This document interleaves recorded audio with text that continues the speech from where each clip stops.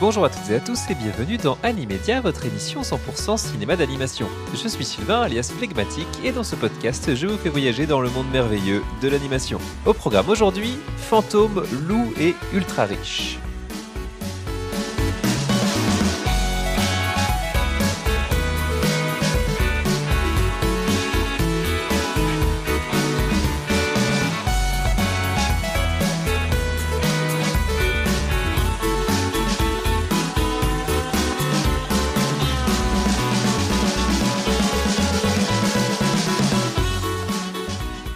Tabarnak la famille. Je vous rassure, je ne vais pas faire tout cet épisode avec l'accent québécois, mais à la place, je vais donner la parole à un réalisateur qui nous vient du Canada, Félix Dufour-Laperrière, à l'occasion de la sortie ce mercredi 1er octobre de son 3e long métrage, La mort n'existe pas. C'était une interview que j'avais réalisée dans le cadre du festival d'Annecy, où le film avait été présenté en compétition officielle, et je suis très content de vous la resservir aujourd'hui, un peu comme ce que j'avais fait avec Maëlys Valade et Liane Chohan pour l'épisode sur Amélie et la métaphysique des tubes. Donc je vous rappelle la structure de ce podcast dans ce genre de cas. L'interview va arriver tout de suite après cette intro, et puis moi je reviendrai dans un deuxième temps pour les 2 dernières parties d'un épisode classique d'Animedia. On y revient, à savoir la question c'est pour qui ? La mort n'existe pas, et puis on lui décernera une note sur 5 pour le replacer dans le grand classement Letterboxd d'Animedia. Pas de raison d'avoir peur, il n'y a pas de spoil majeur dans cette interview, parce que c'est un film qui est de toute façon assez difficile et à résumer et à spoiler, mais je vais quand même vous le pitcher en quelques mots pour vous donner un petit peu de contexte. Le pitch est le suivant. Lors d'un attentat contre de riches propriétaires, Hélène abandonne ses compagnons et s'enfuit dans la forêt. Manon, son amie et complice lors de l'attaque, revient la hanter pour lui offrir une seconde chance. Ensemble, elles affrontent le choix impossible entre violence et inaction. Si c'était à refaire, jusqu'où Hélène ira-t-elle cette fois au nom de ses idéaux ? C'est une interview que je conseille bien entendu plutôt à ceux qui ont vu le film, comme à chaque fois ça donne un petit peu plus de contexte, un petit peu plus d'éléments pour comprendre ce film qui n'est pas évident à analyser, je vous préviens tout de suite, mais je pense que je peux aussi la conseiller à ceux qui seraient prêts justement à se laisser tenter par ce film et qui ont envie d'en savoir un petit peu plus avant de se lancer. Et puis surtout, c'est un film qui parle beaucoup du contexte sociopolitique actuel, assez riche en thématiques, on va y revenir, et la discussion, elle dépasse justement assez largement le cadre du film, on part un petit peu dans tous les sens pour parler du monde tel qu'il est aujourd'hui. J'espère beaucoup que ça va vous plaire. À titre personnel, c'est une interview qui m'a apporté énormément d'éléments de réflexion autour du film pour m'amener à le voir différemment, mais ça, on en reparle en deuxième partie. Alors sans plus attendre, on se téléporte dans le passé et on se retrouve ensuite.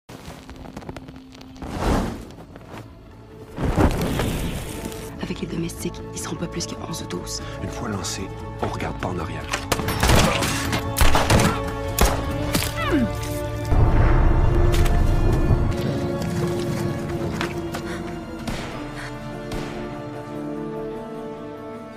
Peut-être qu'il faut toujours être au service de la vie.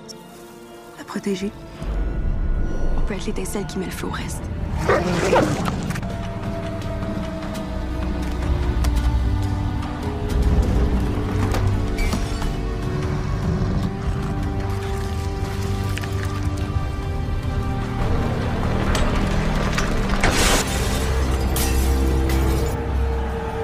Abandonne pas ce qui te rend libre et dangereuse.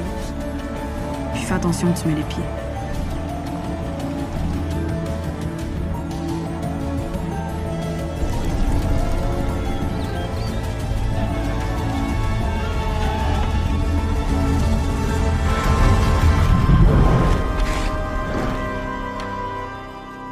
On pourra pas dire qu'on n'a rien essayé.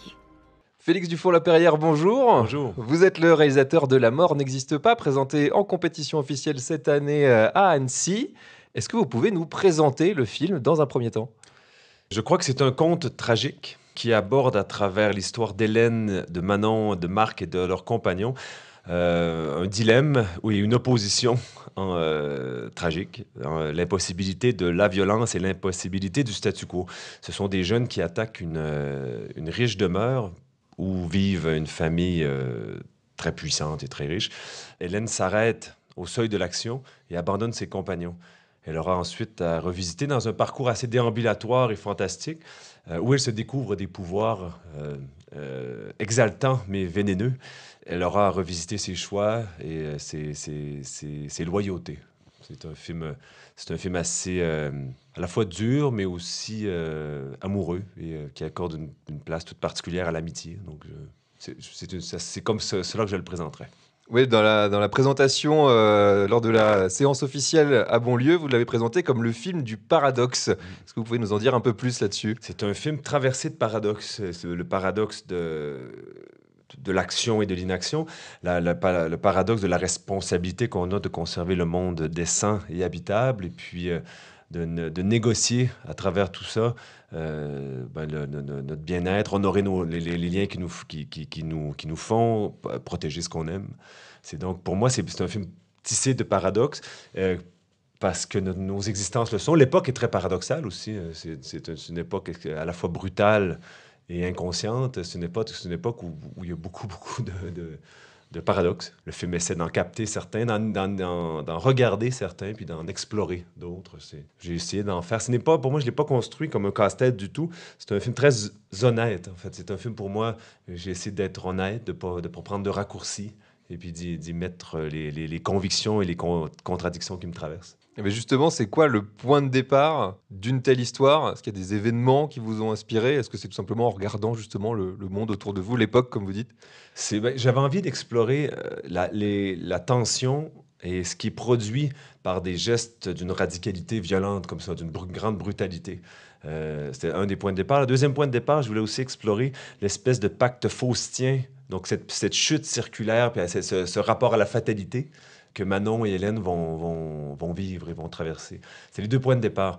Et il y a eu aussi... Je voulais prendre au Québec, il y a eu, comme en France, comme en Italie, comme en Allemagne, il y a eu des groupes d'action directe. Il y a eu le Front de libération du Québec. Je voulais reprendre, non pas l'histoire du Front de libération du Québec, puis des attentats qu'ils ont commis, des actions qu'ils ont perpétrées, mais reprendre les tensions qu'ils ont portées, les ramener dans un espace contemporain. Et puis, y adjoindre une part de fantaisie. Le film a un aspect fantastique aussi. Donc, c'était le projet de départ. Est-ce que le film il a été pensé tout de suite comme un film d'animation? Est-ce que à quel moment justement est venu aussi ce parti pris assez fort au niveau visuel? Moi, je suis d'abord et avant tout un cinéaste d'animation. Donc, quand j'écris mes scénarios, que je conçois le film, j'ai beaucoup d'images, de mouvements, de couleurs en tête. Donc, j'écris comme un cinéaste d'animation écrit. Donc, c'était inclus dans la matière du scénario. C'est les principes de mise en scène issus de l'animation qui le structurent et qui le nourrissent. Donc, dès le scénario, c'était ça. C'était donc nécessairement de l'image animée. Également, dès le départ, il y avait certains choix graphiques qui se sont imposés dès l'écriture. Donc, j'ai souhaité ne pas toujours distinguer les personnages des décors et des contextes dans lesquels ils évoluent pour justement les inclure, les imposer dans un contexte, montrer qu'il y a une relation dynamique, là, il y a une tension toujours entre les personnes et le contexte dans lequel ils évoluent, qu'il soit l'environnement dans lequel ils évoluent ou la classe sociale ou l'espace politique dans lequel ils évoluent. C'était aussi une volonté lorsqu'il y a des gestes assez violents qui sont perpétrés dans le film, c'était pour ramener dans le même espace graphique les personnes qui commettent et les personnes qui subissent ces gestes-là. Donc, les personnes qui les attaquent, ils leur ressemblent pour beaucoup, quoi. Et c'est la même chose quand Hélène et la vieille femme sont dans le même plan. Ils sont très, très proches graphiquement, très, très proches visuellement, parce qu'évidemment, ils partagent aussi beaucoup. Ils ont une part d'humanité, mais une part d'expérience partagée également. Vous parliez justement de la question du paradoxe. Il y a aussi énormément d'opposition dans le film à tout un tas de plans. Et je voudrais parler justement de cette opposition presque fataliste justement entre les générations aussi, entre justement Hélène, ce groupe d'activistes, de terroristes, et la vieille femme, le couple et ce qui symbolise. Est-ce que vous avez pensé Hélène comme le porte-parole de cette nouvelle génération qui cherche à avoir, elle le dit à la fin, une part modeste du monde, mais qui soit elle, là où peut-être les générations précédentes, c'était l'idée de prendre ce qu'on pouvait sans vraiment se poser de questions? Ce qu'Hélène exprime à la fin, c'est une part modeste, mais tout entière. C'est-à-dire que c'est crucial pour moi, c'est la nuance. C'est qu'on n'a pas besoin, je pense plus qu'on peut imaginer le monde avec l'orgueil et l'hubris, pour utiliser un mot plus, mais l'orgueil démesuré qui a marqué plusieurs générations, ou qui marque peut-être toujours, qui a toujours été présente. Mais ce n'est pas une modestie, c'est une modestie ambitieuse, ou c'est une mesure. Il y a un sens de la décence aussi, je pense, qui est le défi de notre monde actuel, à la fois écologique, mais social aussi et humain, une forme de préserver un monde décent, qui sera habitable, où les gens puissent vivre, et puis où tout le monde aura à la fois sa part modeste, mais entière. Ça me semble être un grand défi. Je dirais pas qu'elle représente sa génération, mais elle a l'exaltation, l'énergie, la colère, les inquiétudes, la force et les faiblesses qu'on a quand on est jeune, quoi, Moi, c'est un film que j'ai écrit à la fois pour moi, qui est un père de famille de 43 ans, et aussi pour le jeune homme que j'étais quand j'avais l'âge des protagonistes. J'ai vraiment essayé d'y mettre quelque chose pour les spectateurs qui ont l'âge des protagonistes. J'espère y avoir arrivé. Oui, ça pose bien, je pense, pas mal de questions. Je pense que le jeune public peut s'y retrouver. Je voudrais qu'on revienne sur la question justement de l'environnement qui se traduit par ses couleurs, mais aussi la question de la fatalité. Est-ce que aussi le film, c'est pas justement cette recherche de libre arbitre, de retrouver sa propre décision, de moins se laisser influencer par justement cet environnement qui nous entoure et de retrouver une décision qui nous est propre? C'est à la fois, c'est certes une réflexion sur le libre arbitre, mais je crois d'abord et avant tout sur la capacité d'action et les limites à l'action. Dans les deux, ça fonctionne dans les deux côtés. Ça fonctionne à partir de quelles limites on n'accepte plus ce qui se passe, ce qu'on nous impose, ce qui se passe. À partir de quelles limites ça revient à une responsabilité immédiate, collective, et donc à un autre niveau individuel, mais une responsabilité collective. Et après ça, quelles limites on met à l'action qui répond à ce constat-là? C'est compliqué, quoi. C'est un débat compliqué. Est-ce que justement, vous n'avez pas peur que peut-être le film, si on le simplifie à l'extrême, ce soit la décision de est-ce qu'il faut être la proie ou est-ce qu'il faut être le prédateur? Je pense que ce que le film montre, c'est qu'il n'y a pas de solution. En fait, il n'y a pas de solution à ce dilemme-là entre être la proie, le prédateur. Il y a des différents degrés d'intensité, il y a différents positionnements. Et puis chacun intimement, mais collectivement aussi, moi, c'est sûr, mes convictions, elles sont claires. C'est-à-dire que moi, je pense qu'on doit redistribuer la richesse, on doit accepter que les lignes identitaires bougent et qu'elles évoluent et qu'il faut choisir ce qu'on préserve, mais choisir aussi ce qu'on laisse aller. Et puis, je pense que le monde change. Il faut préserver la vie, il faut préserver l'expérience de la vie que les gens ont et idéalement, que la décence soit le plus partagée possible. On n'est pas dans un monde qui se dirige vers ça, malheureusement. Et puis, ça m'inquiète.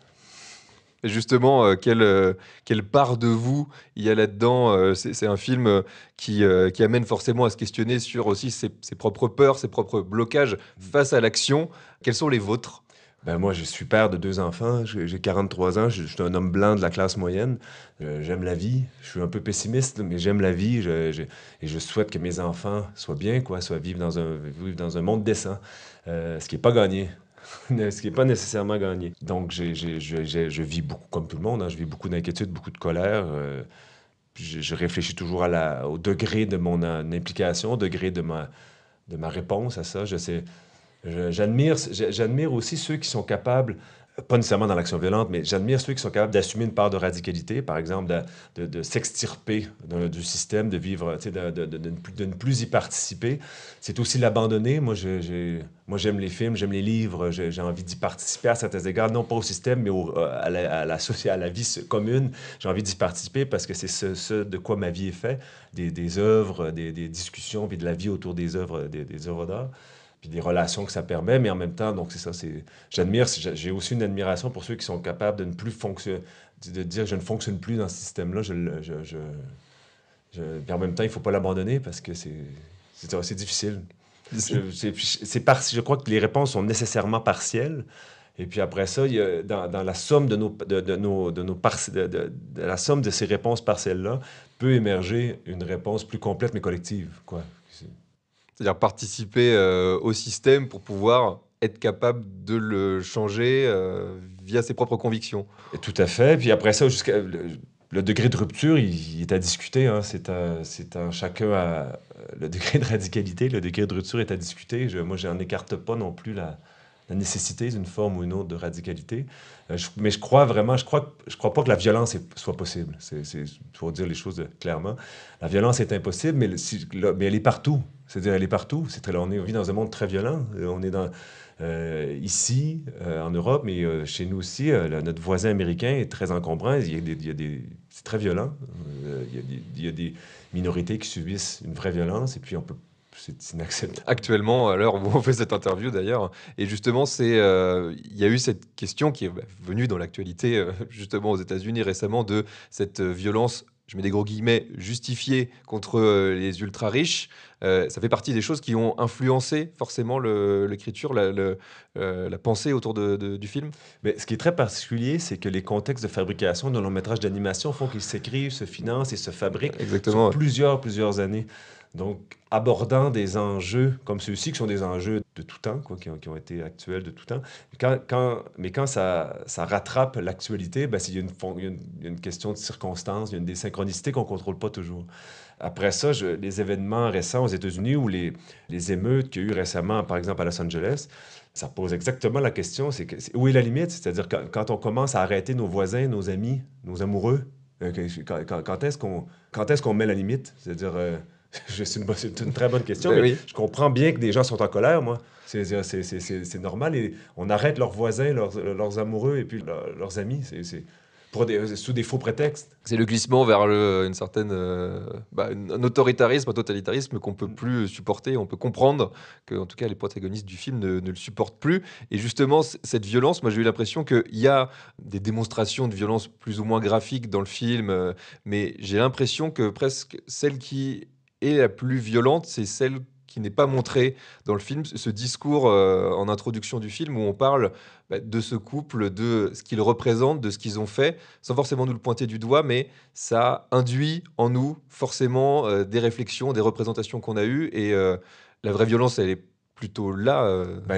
C'est elle qui est à la base de tout le film, la violence de la confiscation du monde, de l'exploitation, des inégalités, certes.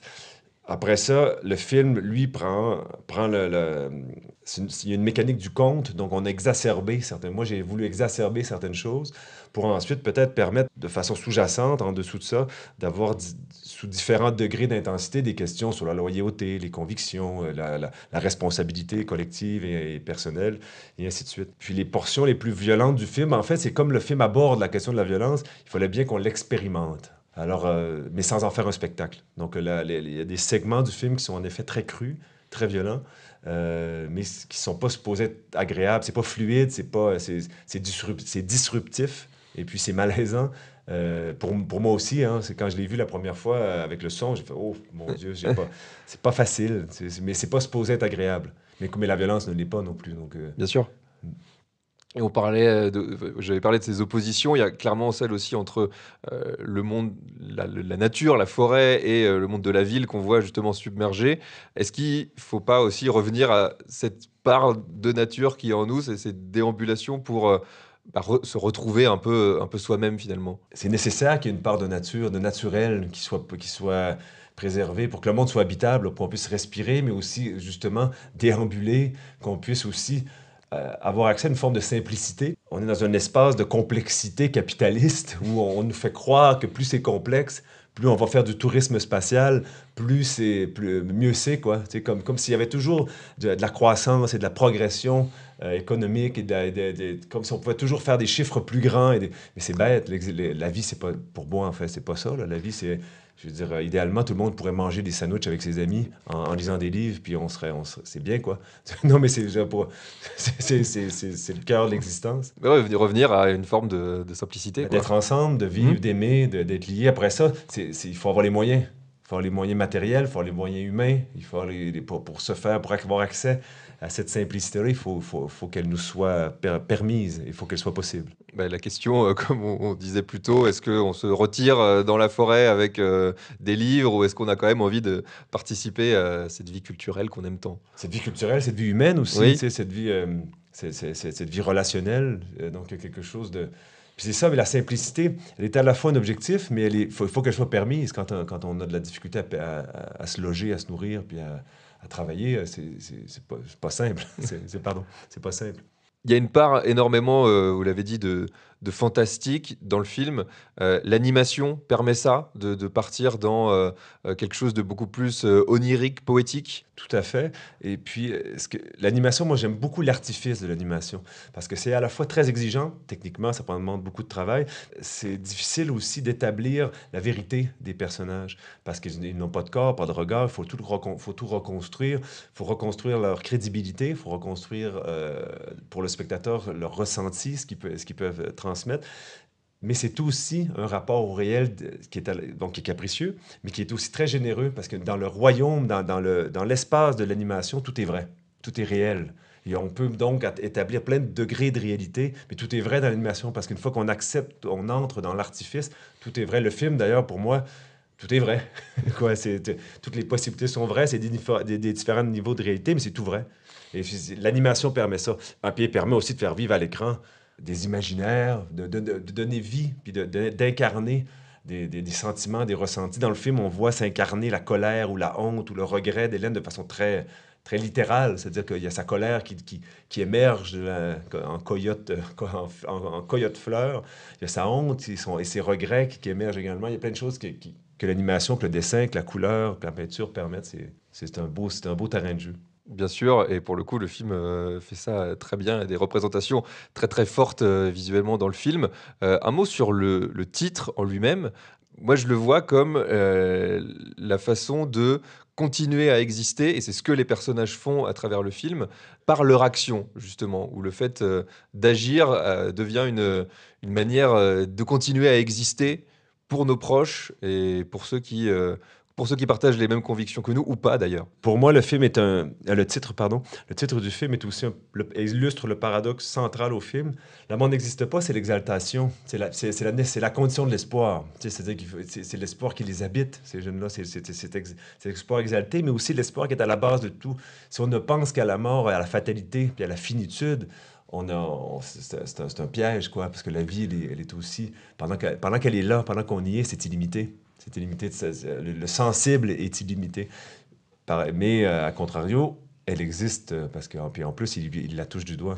Donc, Est-ce que ce serait finalement un film optimiste, là où c'est vrai qu'on peut y ressentir une forme de gravité, ce qui est normal quand on traite de ces sujets-là, mais on a envie d'en ressortir comme Hélène, d'avoir traversé un voyage et sans avoir de réponse claire, au moins d'être heureux de nous être posé la question. D'avoir aimé, d'avoir été amoureux, d'avoir protégé un peu ce qu'on aime, puis d'avoir peut-être été loyal à certaines de nos convictions, certains principes qui nous constituent, et loyal aussi à certaines relations, et aux liens qui nous font.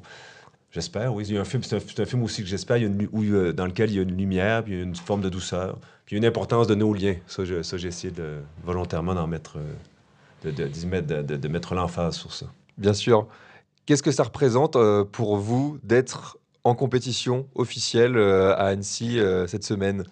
C'est un grand plaisir de partager avec le public très spécialisé annécien qui connaît la fabrication, les caprices, les détails et les exigences de la fabrication. C'est vraiment un plaisir de partager avec eux une proposition adulte, différente, je crois, puis qui a des partis pris tranchés, qui prend beaucoup de risques. Moi, j'ai du plaisir à faire des films en prenant des risques. Ça fait que c'est une aventure. Et c'est ce qui fait des films tranchés dont on aime discuter. Vous avez eu le temps de voir d'autres films en compétition cette semaine, de profiter un peu du festival? J'ai vu quelques séances. Mon horaire était très coupé. C'était très occupé aussi. Donc, j'ai pu voir quelques séances avec plaisir. Et alors, des coups de cœur en compétition? J'ai vu, je vais volontairement parler d'un film moins connu ou moins visible, mais j'ai vu dans la compétition Contre-champ Balentes, un film italien qui est très, très beau. Un miracle d'économie, une mise en scène très réfléchie, soignée, puis qui met l'accent avec une vraie économie de moyens, qui met l'accent sur le caractère sensible des situations, tout ça. Moi, j'ai trouvé que c'était un tour de force d'une grande intelligence, d'une grande sensibilité. Je le recommande fortement. Très bien, on ira voir ça avec grand plaisir. Merci beaucoup, Félix, de nous avoir accordé cette interview. Bonne fin de festival. Merci Et beaucoup. puis bon retour. Merci. Merci, au revoir. Et oui, encore un grand merci à Félix Dufour-Laperrière, ainsi qu'à Claire Virouleau et François Gaboret qui ont rendu possible cette interview. On en arrive maintenant à la question rituelle de tout épisode d'Animédia, à savoir, mais c'est pour qui la mort n'existe pas? Alors, vous l'avez sans doute compris à travers l'interview, c'est surtout pour un public à minima adolescent. Alors officiellement, le film, il est interdit aux moins de 12 ans, principalement pour sa violence, mais moi c'est plutôt thématiquement que je le conseillerais pas forcément avant. C'est un film qui est assez lourd, assez chargé, qui fonctionne essentiellement au niveau symbolique et donc ça peut être un petit peu compliqué à appréhender, encore plus à comprendre, mais ça je vous rassure, c'est aussi le cas quand on est plus grand. Et puis au-delà de sa scène d'introduction, finalement c'est un film qui fonctionne surtout comme une errance de son héroïne à travers la forêt, énormément de questionnements intérieurs et donc on n'a pas le niveau peut-être attendu d'action que peuvent attendre des adolescents. Donc voilà, je le mettrai pas forcément entre toutes les mains et évidemment pas trop jeune. C'est pour qui? Eh bien, je dirais aussi également pour ceux qui recherchent une proposition radicale. Déjà visuellement, pour ça il suffit de voir l'affiche ou la bande-annonce. Moi c'est vrai que rien que sur les premiers visuels que j'avais vus du film, j'avais très très envie de voir ça. Vraiment, c'était une de mes attentes principales au Festival d'Annecy, rien que sur la base de quelques images. Donc ça, vraiment, c'est quelque chose qu'il faut, je pense, expérimenter en salle, parce que le voir sur grand écran, ça donne encore une dimension supplémentaire à tout ça. Et puis même au niveau narratif, pour les choix, pour l'audace d'une manière générale de faire un film comme ça, faut avoir sans doute une certaine tendance cinéphile. Là encore, je pense que c'est pas un film qui parle à tout le monde, mais ce qui est sûr, c'est que vous n'avez jamais vu ça. Et puis ce que je rajoute maintenant dans cette partie, ce n'est pas pour vous si vous êtes allergique au symbolisme. C'est vrai que c'est un film qui fonctionne principalement sur ce registre-là, qui est assez peu entre guillemets concret. Et puis surtout, ce n'est pas pour vous si vous aimez les films qui donnent des réponses claires, tranchées, précises. C'est un film qui vous laisse avec énormément de questionnements et c'est à vous ensuite de vous faire votre propre réflexion et de compléter tout ça. Donc ça encore, je pense que c'est mieux de le savoir avant d'y aller. On en arrive à la note et c'est un film qui m'a quand même pas mal partagé, que je suis très content d'avoir vu dans ce cadre-là. Je suis encore plus content d'avoir eu l'avis de Félix Dufour-Laperrière là-dessus pour pouvoir le maturer encore un petit peu, me poser moi-même des questions. Et je lui mettrai la note de 3 sur 5 parce que je reste quand même un peu sur un entre-deux. D'un côté, les points positifs, je l'ai déjà un petit peu dit, mais déjà visuellement, j'avais jamais vu ça avant. Vous n'avez jamais vu ça avant, c'est sûr et certain. Ça fonctionne avec de grands aplats de couleurs. Comme on l'a dit aussi dans l'interview, les personnages se fondent avec leur environnement, c'est-à-dire qu'ils vont prendre des couleurs pleines, c'est-à-dire que le personnage va être complètement vert des pieds à la tête, ou rouge, ou jaune, ou noir, ou doré, en fonction de l'environnement dans lequel il se trouve. Donc déjà rien que ça, c'est assez fort, assez époustouflant. Enfin vraiment, c'est du jamais vu, je leur dis. Je pense que dans les points positifs, c'est aussi un film avec un grand courage politique qui traite d'énormément d'aspects de notre société actuelle.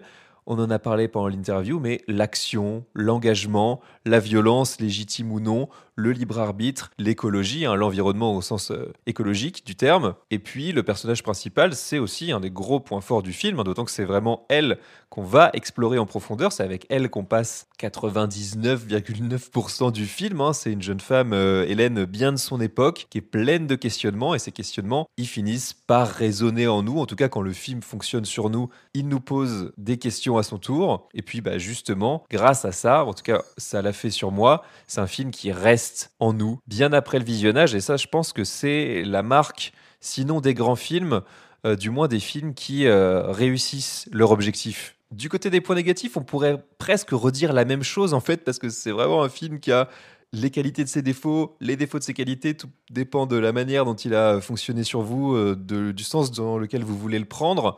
mais son côté justement très symbolique peut être assez pesant. On peut se demander où est-ce qu'il essaye de nous emmener. C'est un film qui peut aussi être pas mal aride, mal aimable, hein, dans le sens où il commence par une scène quand même d'une violence assez extrême, et derrière, on a cette errance qui finalement fait retomber complètement l'action, le souffle épique qu'on aurait pu penser avoir. C'est pas du tout une traque dans la forêt pleine de rebondissements. On va très très vite dériver assez loin de tout ça. Donc là encore, il faut en avoir conscience. Et puis justement, ces thématiques dont j'ai parlé plus tôt peuvent donner l'impression d'un grand fourre-tout où on a essayé justement de mettre beaucoup de choses là-dedans. Moi, je trouve que ça en fait une force, mais ça peut avoir un effet un petit peu too much sur vous. Vraiment, je pense que c'est un film globalement qui divise, et c'est ce que j'avais ressenti pendant le festival d'Annecy où on avait des réactions qui étaient d'un peu des deux côtés du spectre, avec un entre-deux où moi je me situerais, parce que j'avoue que je prends aussi bien ses qualités que ses défauts. C'est un peu une réponse de Normand, mais je pense que c'est vraiment un film sur lequel il faut vous faire votre propre avis. Et puis encore une fois, j'espère, si vous l'avez vu, que cette interview vous a aidé à y réfléchir et à répondre à un certain nombre de questions. Pour le replacer dans le grand classement Letterboxd d'Animedia, je le mettrai derrière The Skycrawlers de Mamoru Oshii. C'est pas facile de trouver un film qui ressemble thématiquement à La mort n'existe pas, mais ça m'y a fait penser dans le sens où c'est aussi The Skycrawlers, un film dont on pense qu'il va être un film d'action avec des personnages d'aviateurs à la Top Gun, et en fait pas du tout. C'est vraiment une errance d'un autre genre avec énormément de questionnements philosophiques au milieu. Je le mettrai au même niveau que A Scanner Darkly, dont j'ai parlé avec l'ami Gauthier dans l'épisode 22. Je vous invite à aller écouter ça. Là, on est clairement dans le registre de la SF, mais on est aussi dans de l'animation pour adultes. Et puis je le mettrai devant Rock Bottom, qui est un biopic musical qui est sorti cette année, où là aussi, il y a une question d'errance. C'est un petit peu tiré par les cheveux, mais l'animation pour adultes étant ce qu'elle est, c'est-à-dire vraiment une niche, pas toujours évident de trouver des films qui s'y rapprochent, mais en tout cas, c'est une proposition que je trouve, encore une fois, radicale, originale, assez exceptionnelle et assez osée de la part de Félix Dufour-Laperrière. Et si vous voulez m'en entendre parler un peu plus longuement, je vous renvoie vers mon épisode 2 que j'avais enregistré lors du festival d'Annecy. Avant de se quitter, une petite recommandation pour un film qui est sorti le 17 septembre dernier. Je pense qu'il doit être encore disponible dans quelques salles. C'est Marie Anning.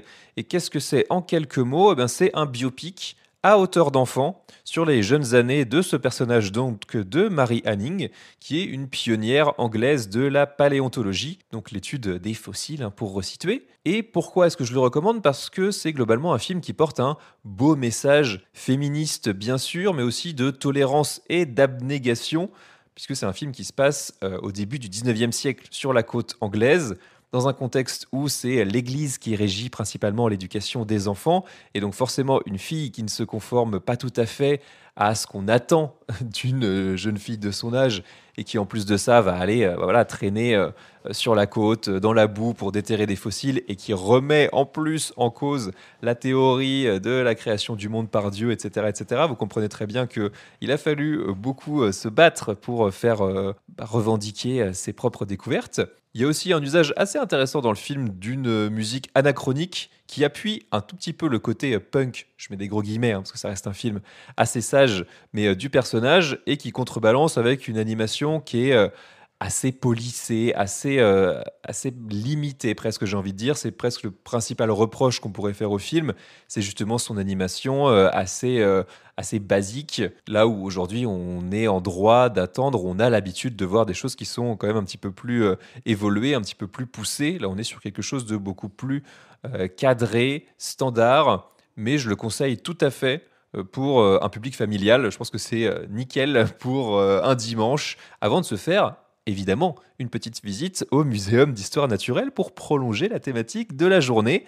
Ça s'appelle donc Marie Anning et c'est sorti le 17 septembre. Et tout ça, j'en parle sur mon compte Letterboxd, et souvent je vous publie des petites critiques sur Instagram et Blue Sky, ce qui me fait évidemment une habile transition pour vous parler de mes réseaux sociaux et de me suivre, bien sûr, sur les réseaux. Donc évidemment, Blue Sky, Instagram et puis TikTok où je publie régulièrement mes épisodes et puis des petites pensées comme ça qui me viennent aussi pour suivre l'actualité du cinéma d'animation. Et ce podcast, bien sûr, vous le retrouvez sur Spotify, Deezer, Apple Podcast, Podcast Addict et YouTube. Si ce n'est pas déjà le cas, pensez évidemment à vous abonner, à mettre des étoiles, un petit pouce, à le partager et à en parler autour de vous. C'est hyper important.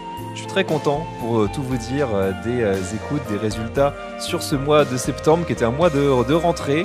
Je ne savais pas trop ce qui allait se passer puisque j'avais été globalement assez absent durant l'été. Et puis voilà, à la rentrée, je vous ai proposé des nouveaux types d'épisodes, des invités, des épisodes assez différents. Et puis vous avez répondu présent, donc merci à tous, ça fait vraiment très plaisir. J'espère que ça va continuer comme ça jusqu'à minima à la fin de l'année et pour cette nouvelle saison d'Animedia. On se retrouve la semaine prochaine pour un nouvel épisode. D'ici là, portez-vous bien et ciao!